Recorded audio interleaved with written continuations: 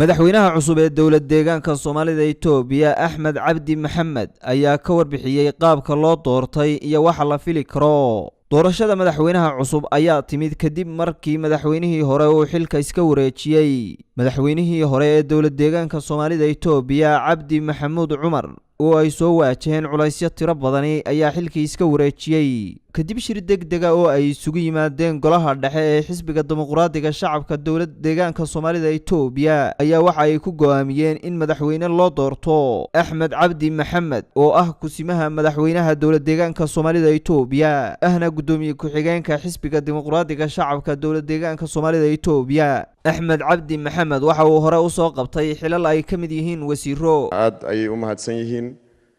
waxaan u arkaa inay yihiin golihii maaragtay badbaadin lahaa shacabkeena, golihii maxaan ku raday waqtiga ay haystaan sidii loogu talagalay horeyna uga faa'iideysan jiray haddana uga faa'iideystay.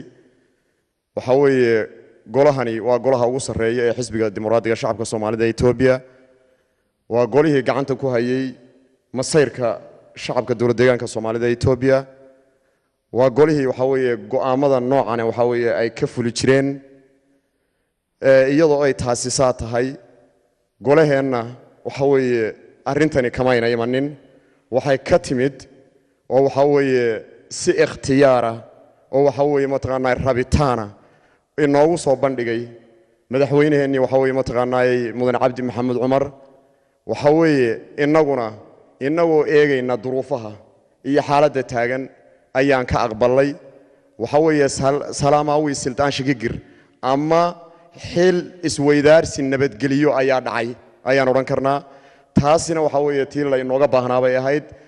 dad baa waxay qabeen fikir ah madaxweyne Cabdi Maxamed Cumar kursigan waxa weeye inuu isku dhajinayo, inuu waxa weeye jecel yahay. madaxweyne Cabdi Maxamed Cumar kursiga muuna jeclayna shacabku jeclaa. madaxweyne Cabdi Maxamed Cumar waxa weeye kursiga muuna jeclayna shacabku jeclaa.